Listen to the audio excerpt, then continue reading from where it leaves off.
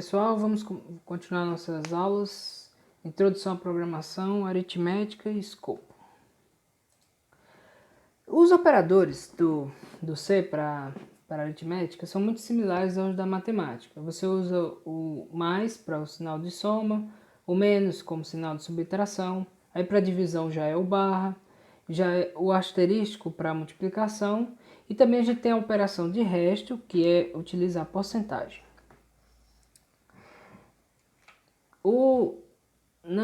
No C, a divisão entre dois índices, ela resulta em uma divisão inteira, então ela considera o resto. E às vezes a gente está interessado nesse resto, é por isso que a gente utiliza a porcentagem. Falando assim, é meio difícil de explicar, então eu vou mostrar na prática, certo? Ó, se eu faço a divisão entre dois números inteiros, como por exemplo, aqui eu vou colocar %d, porque eu vou imprimir o inteiro, certo? Se eu faço uma divisão entre 5 e 2, aí você deve estar pensando, 5 dividido por 2 é 2,5. Não, nesse caso não, porque a gente está fazendo uma divisão inteira. Então ele vai dividir 5 por 2 e vai considerar que é 2, resto 1. Então quando a gente imprimir isso aqui, ele vai imprimir 2. E se eu quiser saber o resto dessa divisão? Se eu quiser saber o resto da divisão entre 5 e 2, aí eu uso a porcentagem.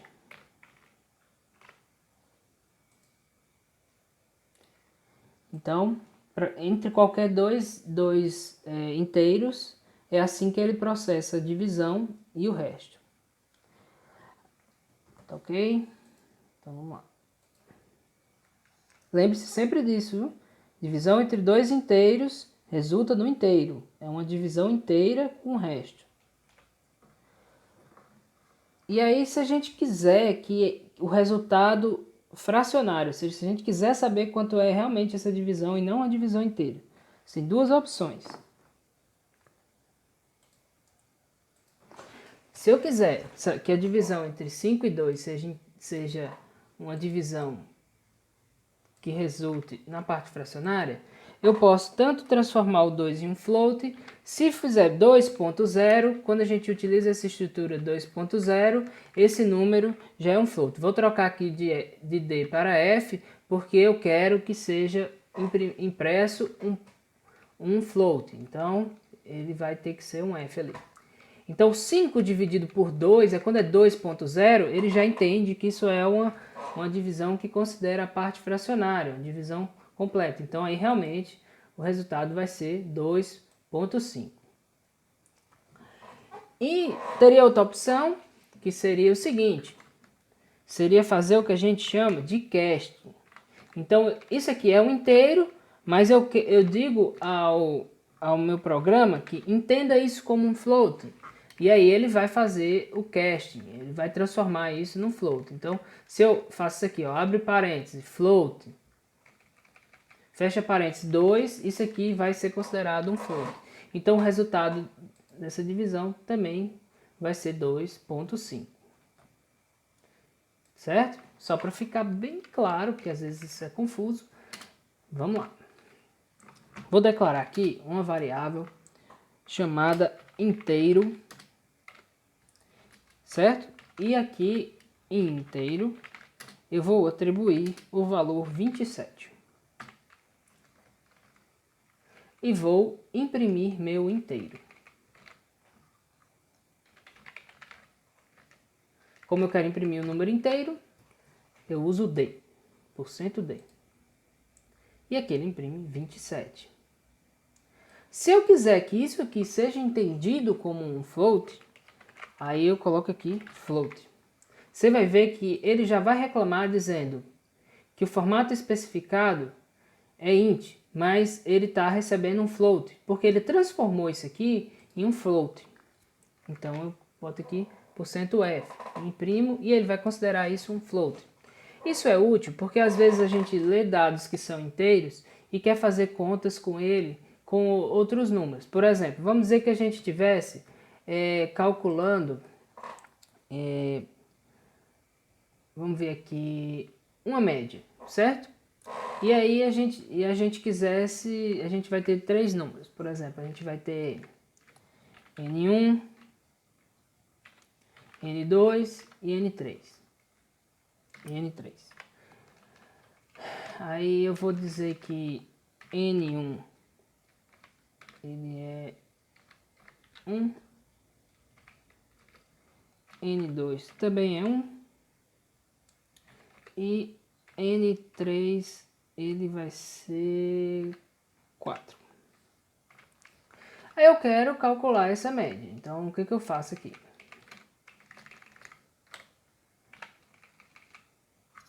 Vou fazer N1 mais N2 mais N3 dividido por 3. A gente vai ver que, assim como na matemática, a divisão ela tem precedência sobre a soma. Então, para eu fazer essa conta, eu tenho que utilizar os parênteses, que nem na matemática, para alterar a precedência. Então, ele vai somar N1 mais N2 mais N3 e dividir por 3. Se eu executar isso, ele vai dar 2. Aí, tudo beleza. Se eu fizer a média, vai ser 2 mesmo. Mas aqui, se eu trocasse para 2, ou seja, a soma desse 7, ele ia dizer 2. Aí você ia dizer, não, está errado. Realmente está errado, porque aqui ele ia resultar numa divisão inteira. Então, primeira coisa, a gente agora vai imprimir um float e a gente vai querer que o resultado disso aqui seja um float. Então, para ele fazer essa soma e fazer a divisão real, ou seja, não só a divisão inteira, eu vou e faço o cast aqui do 3. E ele vai dar o resultado, 2.33, que era mais ou menos o que a gente estava esperando. Beleza? Então vamos lá. Seguindo. Aqui mais um exemplo. Ele declara as variáveis A, B, B real, que é um float, divisão inteira e divisão real, que também é um float. Aí ele lê A, depois lê B. E aí ele faz divisão inteira. Quando eu faço A barra B, como é um inteiro dividido por outro, ele vai resultar em uma divisão inteira, ou seja, uma divisão que considera resto. E quando eu faço no 15 B real igual a B, o que acontece? Eu estou colocando o valor de B em B real, só que B real é um float. Então, quando eu faço a divisão de A, na linha 16, de A por B real, como B real já é considerado um float, é como se eu tivesse feito o casting, porque eu estou usando o float. E aí o resultado disso aí vai ser uma divisão que considera a parte fracionária. Da mesma forma no exemplo da direita, em que eu leio A e B, e aí eu não preciso criar uma outra variável, nesse caso B real. Eu simplesmente faço o cast na linha 14, A barra, abre parênteses, float, fecha parênteses, B. Então aí o B já vai ser transformado em um float e a divisão já vai ser uma divisão real e não mais uma divisão inteira.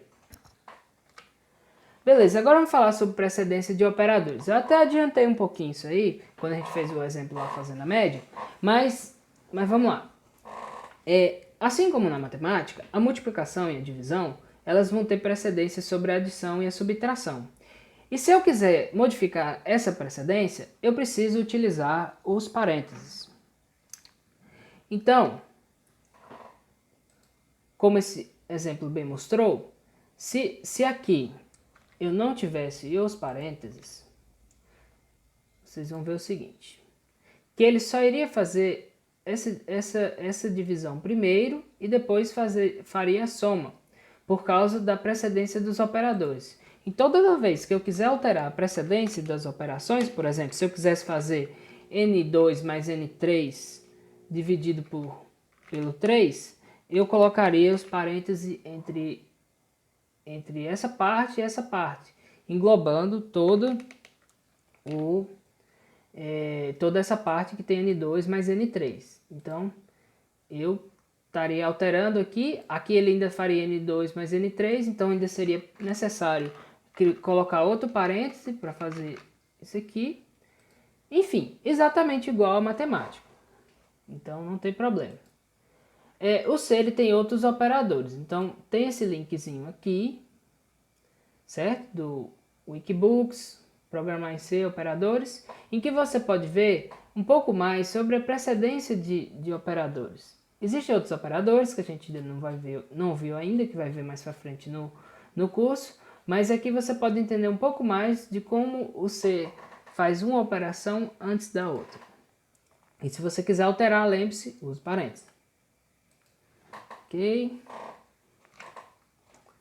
Então vamos lá, o exemplo da média novamente, então A mais B mais C, no caso, se for essa primeira operação, ele vai fazer C dividido por 3 antes de tudo e depois vai fazer as somas. Enquanto no segundo caso, como eu utilizei parênteses, ele vai realizar as somas primeiras e depois dividir por 3.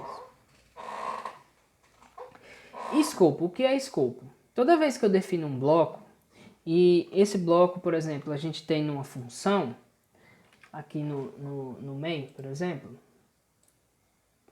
todas as variáveis que eu declarar aqui dentro desse bloco, como N1, N2, N3, eles só existem para esse bloco.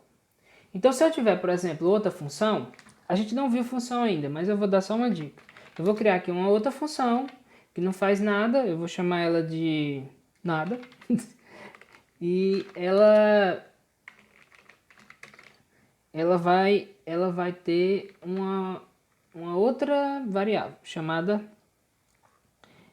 de N4, int N4. Aqui eu declarei uma variável, mas ela existe dentro do contexto dessa função nada. Então, eu não posso fazer N4 igual a outro número aqui. Por quê? Porque ela não existe dentro do contexto desse bloco. Então, se eu declarar ela aqui, ela só existe no contexto daqui. Se eu quiser fazer isso aqui dentro, fazer essa atribuição aqui dentro, ela vai deixar, porque ela existe no contexto dessa função. Então vamos trocar aqui, que agora ela está fazendo alguma coisa. Vamos colocar ela como imprime. Aí ela vai imprimir, por exemplo, o N4. E o N4 existe dentro do contexto dessa função.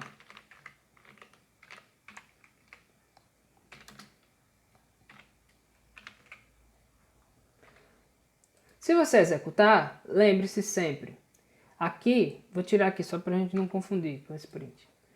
Ele não vai imprimir nada. Por quê? Porque eu estou no meu fluxo principal. Quando eu tenho uma outra função e eu quero que ela seja executada, ela tem que estar no main. Porque o main, lembre sempre, o main é a função principal e é executada assim que eu inicio o meu programa. As outras funções não. Então, eu teria que chamar ela aqui.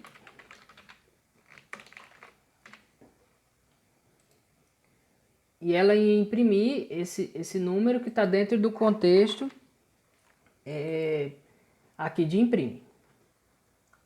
Aí, e se eu quisesse que uma variável existisse tanto no contexto de imprime quanto do main? E como, por exemplo, eu podia ter um imprime 2.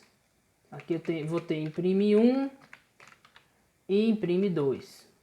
Note que ambos aqui vão ter um N4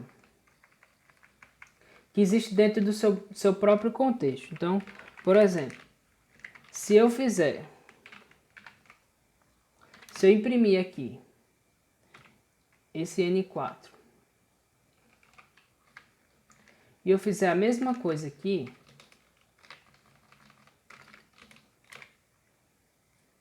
aqui vai ser 78 e aqui vai ser 98. Aqui ele vai dar errado porque eu não chamei a função imprime ainda. Tem que ser imprime 1, depois imprime 2. Deixa eu só pular ali.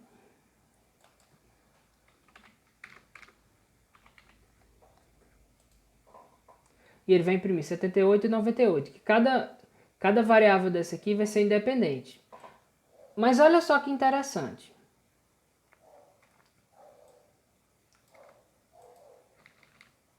Eu posso declarar uma variável chamada variável global, que vai estar fora do escopo de qualquer função.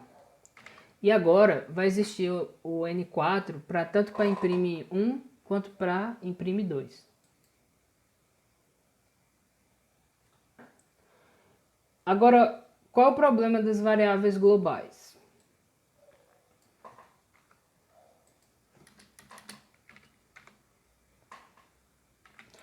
Se eu colocar aqui no meu programa N4 igual a, por exemplo, 68, ele vai alterar aqui para 78 e depois para 98.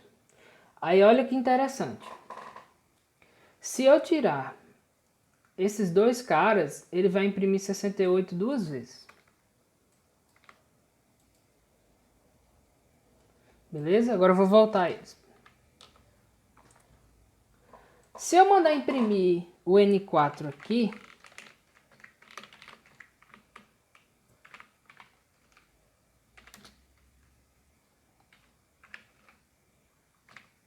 que valor vocês acham que vai ter? Vai ser 68, vai ser 78 ou vai ser 98? Pausa o vídeo um pouquinho aí para vocês pensarem.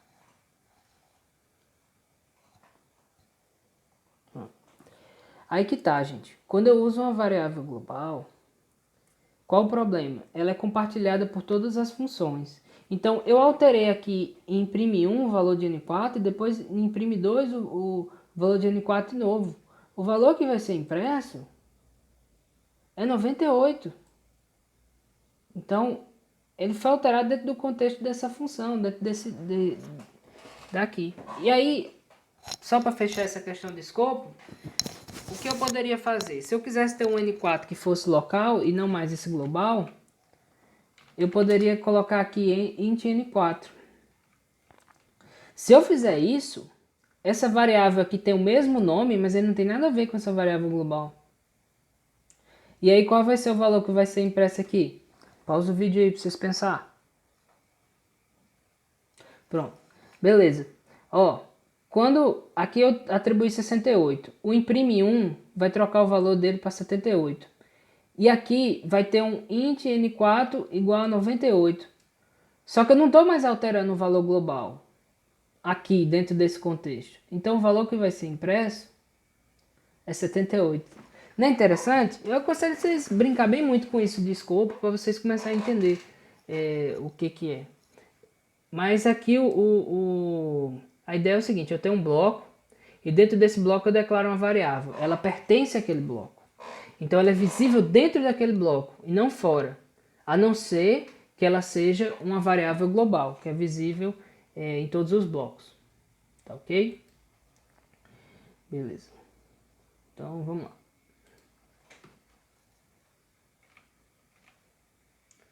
Beleza, a gente já falou sobre variáveis globais.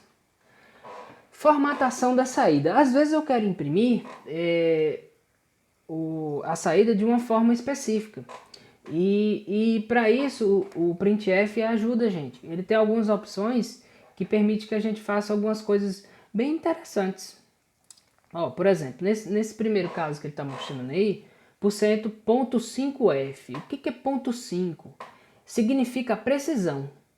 Então isso aqui, esse número, ele vai aparecer com 5 casas decimais. Então se eu botar ponto .5, depois do ponto vai aparecer 1, 2, 3, 4, 5 casas decimais. Então é isso que significa ponto alguma coisa. Note que ele funciona para o F. E se eu quiser que esse cara aqui, que o número que eu vou imprimir aqui, ele ocupe 5 casas. De todo jeito ele tem que ocupar 5 casas. Eu uso %5D. Aí esse 5, ele vai fazer com que aqui tenha 5 casas. E aí ele vai preencher o resto com espaços. Aqui, ó, note, 1, 2, 3 espaços e depois o número 15. Se fosse, por exemplo, 115, ele faria o seguinte, ele ia ocupar duas casas com espaço e as outras 3, para completar os 5, com o número. Se eu quisesse que no lugar do espaço apareça o 0, por exemplo, para ficar 00115, basta fazer 0,5 e não mais 5. E se eu quiser que esses espaços fiquem no final e não mais no início, é só usar o menos. Então, menos 5, ele vai usar os mesmos 5 espaços, 1, 2, 3, 4, 5, mas ele vai preencher, vai colocar primeiro o número, que no nosso caso é 15, e depois vai preencher o resto com 3 espaços. Você pode saber um pouco mais sobre isso também nesse link aqui. Então, eu acho que vocês deviam dar uma lida nisso, é muito interessante, certo? Para poder entender melhor. Beleza? Então vamos brincar um pouquinho com isso aí, já que a gente aprendeu isso agora. Vou apagar tudo aqui, vou criar uma nova função main. Return 0.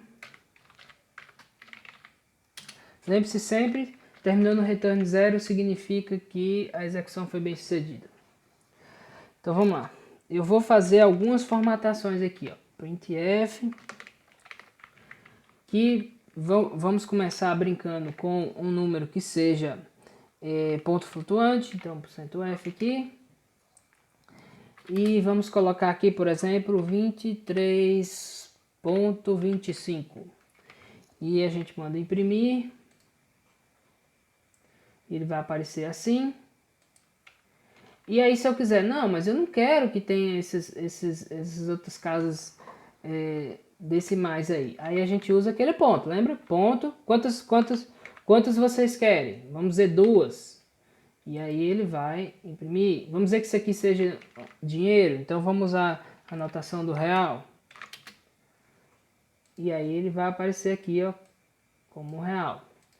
Vamos dizer agora que eu quero que isso aqui ocupe 8 espaços. Então eu vou botar 8 aqui. E vai ficar 8.2. E ele vai preencher o resto com espaço em branco. E se eu disser, não, mas eu não quero que seja espaço em branco. Eu quero que seja, eu quero que seja 0. Aí é só colocar aqui 0, 8.2. E aí ele vai aparecer preenchendo o resto com zeros. Certo? Então, lembrando aqui que eu botei o número direto, mas nada impede que eu crie a minha variável aqui chamada float, deixa eu ver aqui, dívida, e atribuo o valor 23.25, e aqui eu coloque como, e aqui eu coloque ele como o dívida, e ele vai executar. E aí vai ser a mesma coisa. Se agora vamos trabalhar um pouco com o int, que vai ser um número, por exemplo, 789, e aqui vai ter que ser d. Vamos primeiro fazer ele ficar simples, e a gente vai colocar aqui mais, dívida não faz mais sentido, vamos colocar como lados. E executar, e ele vai aparecer 789. Se eu quiser que ele apareça ocupando 12 casas, eu boto 12D, e ele vai ocupar as 12 casas, preencher o resto com espaço em branco. Se eu quiser que ele que ele use 0 no lugar de espaço em branco, é só botar o 0 na frente. E se eu quiser que seja o contrário, que ele bote os espaços depois, por exemplo, a gente vai botar aqui menos 12, então ele vai aparecer com 12 espaços, sendo que os espaços vão ficar no final, e depois ele vai botar uma exclamação. E aqui ele colocou os espaços, a exclamação eu só botei para vocês verem que ele realmente está botando os espaços, e depois ele coloca a exclamação. Então o que isso significa? Que ele está ocupando 12 posições, e está preenchendo com espaços, e o menos significa que os espaços ficam no final. Beleza? Então isso é um pouquinho sobre formatação. Isso vai ser bem útil nos exercícios. E beleza. Então, aqui um exemplo sobre formatação também, se vocês quiserem copiar e executar, mas basicamente muito parecido com o que eu fiz ali. E vamos falar um pouquinho sobre precisão dupla, certo? Aí você olha essa tabela e já se assusta, né? Não, tenha calma, não precisa se assustar não. É bem simples isso aí. O C ele tem vários tipos de variáveis e dependendo do tipo de coisa que a gente quiser guardar, ele não vai caber no int ou no double. desculpa, no int ou no float. A gente vai precisar do long e do double. Aí, o que é long e o que é double? Ó, se você vir aqui na tabela, você vai ver o seguinte, que um int, ele vai ocupar 16 bits e ele vai tá no intervalo de menos 32.768 até 32.767. Então, esse 32.767 é o número máximo que ele aguenta. Se você colocar 32.768, não vai caber no int. E se você colocar um número menor que 32.768, não vai caber no int também. Então, o int não seria adequado para guardar um número que fosse menor que esse ou maior que esse. E para isso a gente vai ter o que? O long int. E o long int já vai guardar números muito maiores, como você está vendo aqui. E aí às vezes a gente vai precisar utilizar o long no lugar do int para os nossos inteiros. E no caso do double, ele vai ficar no lugar do float e ele vai aguentar números muito maiores. Aí se você olha esse número aqui, você pode ficar um pouco confuso, mas isso aqui é somente uma anotação científica, certo? Então, por exemplo, quando ele escreve aqui 3.4 é mais 12, significa 3.4 vezes 10 elevado a 12. E quando ele escreve 2.2 é menos 11, significa 2.2 vezes 10 a menos 11. Então vamos ver isso aqui na prática?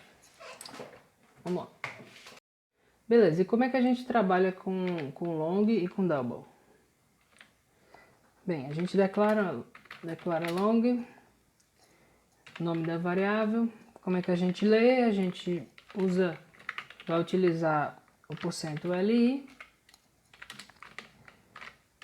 do mesmo jeito que a gente faz com qualquer outro. E depois, para imprimir, a mesma coisa. A gente coloca %li. Então a gente é capaz de ler um long e imprimir. Para o double, a mesma coisa. A gente pode dizer aqui um double D. Como é que a gente lê um double? A gente lê utilizando %lf e a gente aqui da mesma forma é comercial D e a gente imprime da mesma forma.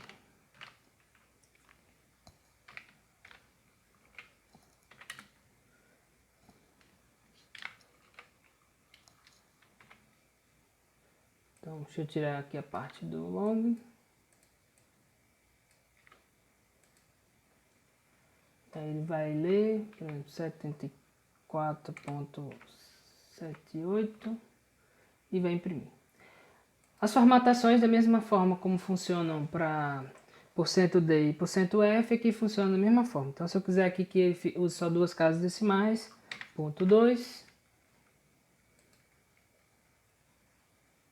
E aí,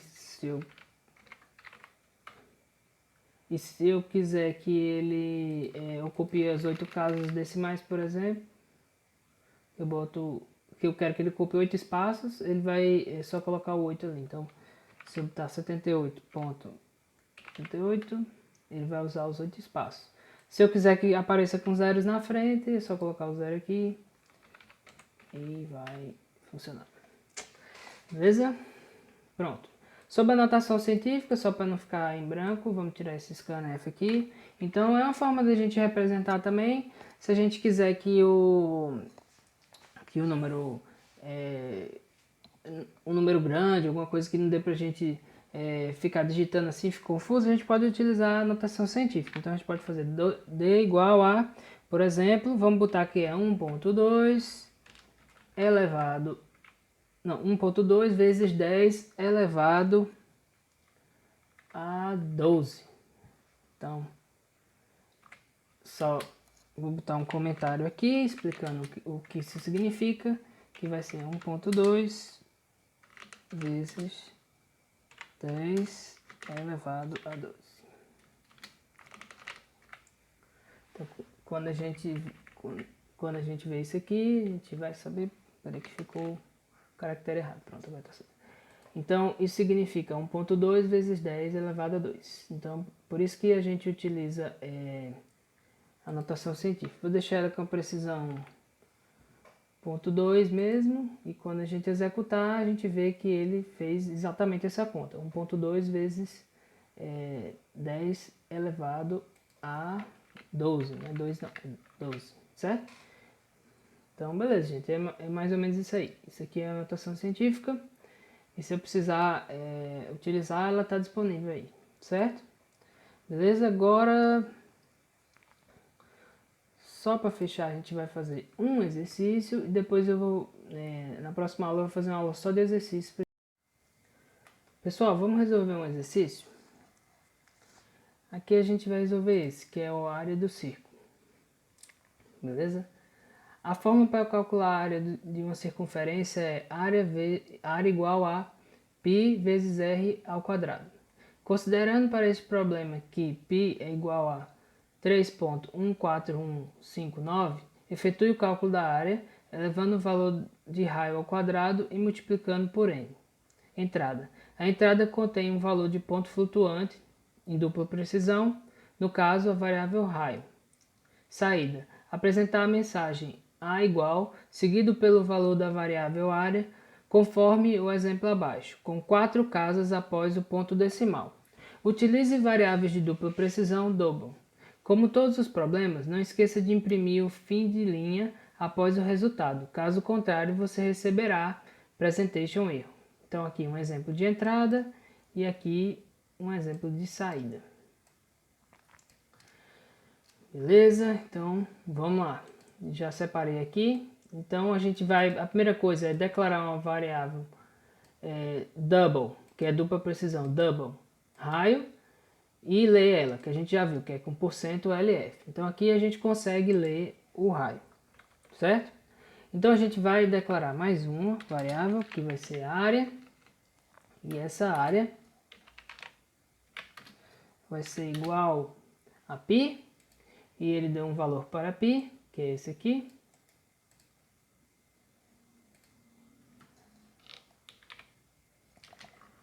E a gente vai fazer vezes, aí vai ser raio ao quadrado, certo? Então, raio vezes raio.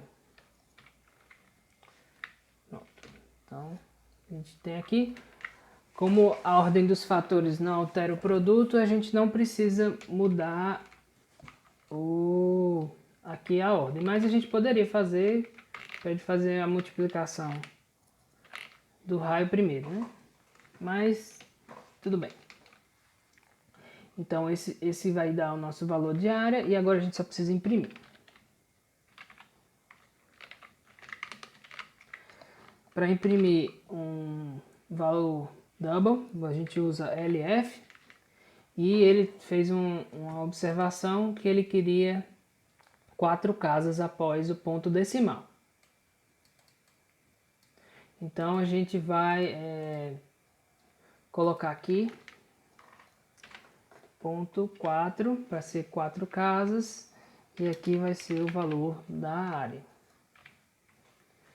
Vamos ver o que mais. Também precisa ter esse A igual aqui no começo. A igual. Opa! Aqui. A igual. E precisa ter, do caractere de nova linha no final, senão ele vai dar um presentation erro.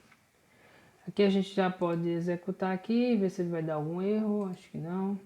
2.0. Vamos ver se ele funciona. 2.0. Ele devolveu A igual a 12.5664. Acho que tá ok. Vamos testar? A gente coloca aqui em enviar.